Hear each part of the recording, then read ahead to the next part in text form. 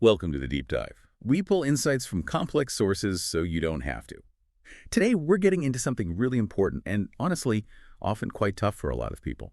Reproductive wellness and fertility challenges. It's often this journey, isn't it? Looking for support, for new ways forward. People really explore everything. And our source material today gives us, well, incredibly detailed look at one complementary path people explore, acupuncture.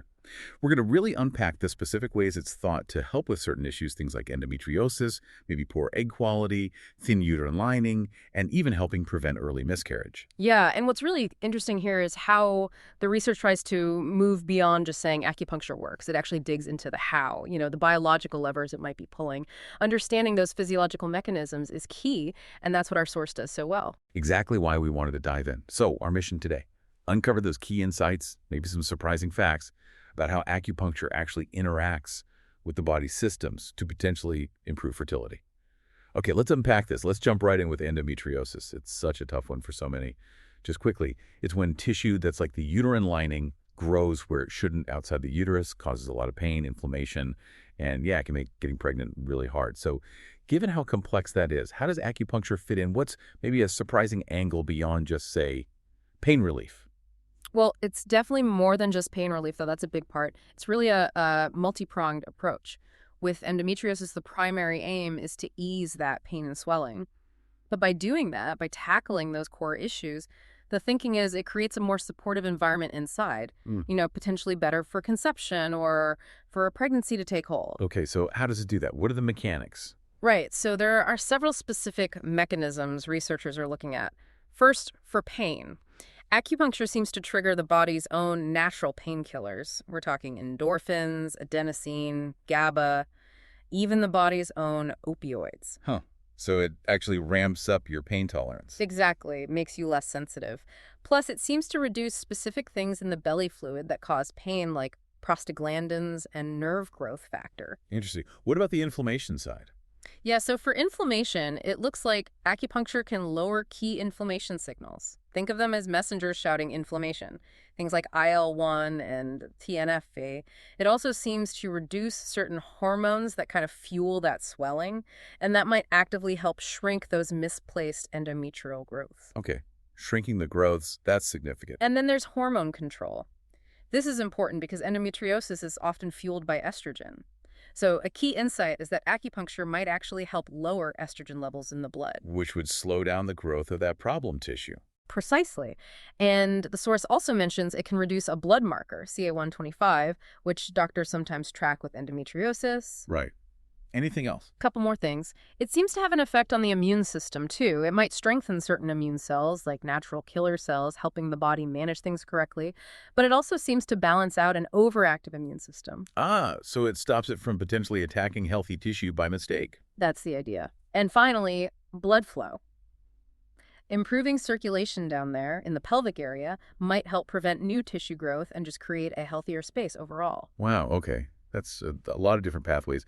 Is one considered, like, the main driver, or is it really all of them working together? Because it sounds less like just treating symptoms and more like rebalancing things. I think that's a good way to put it. It seems to be the synergistic effect. While any single mechanism is helpful, the real power might be in how acupuncture influences multiple systems at once. But it's important to add, as the source points out, while these benefits for symptoms and well-being look promising, the direct link to improved fertility specifically for endometriosis, well, that still needs more large-scale study. Right, okay. Important nuance.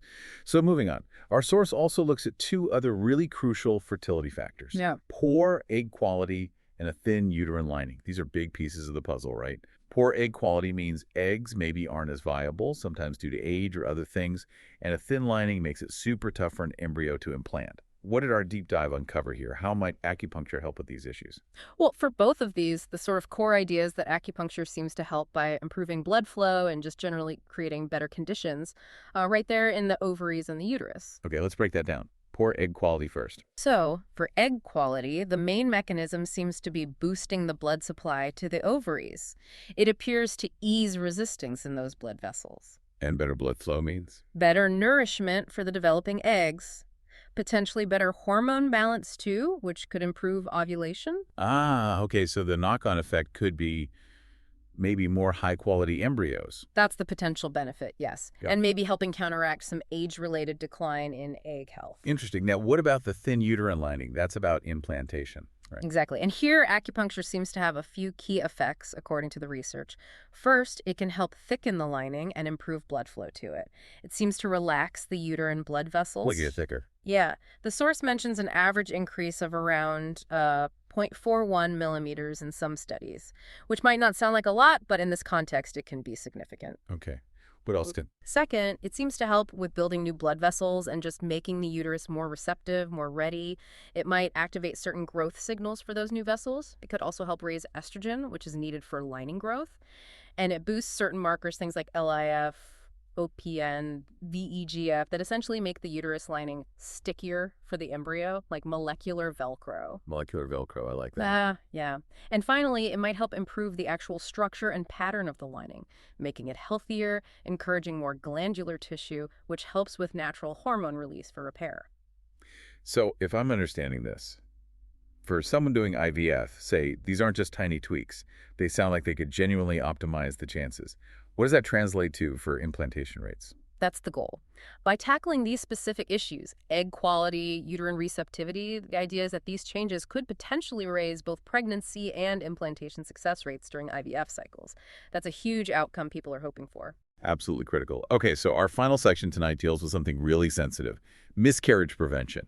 Specifically after transferring a chromosomally normal or euploid embryo, even when you know the embryo is healthy, those first few weeks are nail-biting. So much anxiety. How does acupuncture potentially offer support during that really fragile time? You're right that anxiety is immense, even with normal embryos.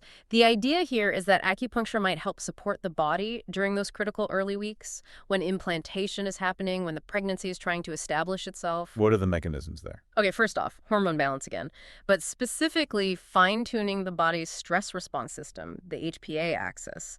This could help maintain good levels of progesterone and estrogen, vital for keeping the pregnancy, while also lowering stress hormones like cortisol, which could cause problems if they're too high. Right, managing the stress response. Which leads right into the second point, actually reducing stress itself. Acupuncture is known to trigger the release of feel-good chemicals, endorphins again, but also dopamine, serotonin. Calming the system down. Exactly, calming the body and mind. And a calmer system generally means the hormone systems work better, which directly supports the pregnancy. Makes sense. What else? Third, back to blood flow. By helping relax the nervous system, it can widen blood vessels. Better blood flow to the uterus and ovaries means stronger implantation, a more robust environment for that early development. Okay, hormones, stress, blood flow, anything on the immune side. Yes, that's crucial too. Immune and inflammation control. It might help balance the immune system so it doesn't mistakenly view the embryo as foreign and try to reject it. Creating tolerance. Right. And it also seems to reduce inflammation generally. The research cited in our source actually suggests a potential reduction in miscarriage risk in SAW studies by up to 43%, which is pretty significant. 43%. Wow, that's a striking number. It is. And finally, just overall body support, kind of adjusting that brain-body connection to create the most welcoming uterine environment possible for that embryo. It really is amazing when you lay it all out like that. The sheer number of ways it seems to interact with the body, especially during such a critical window.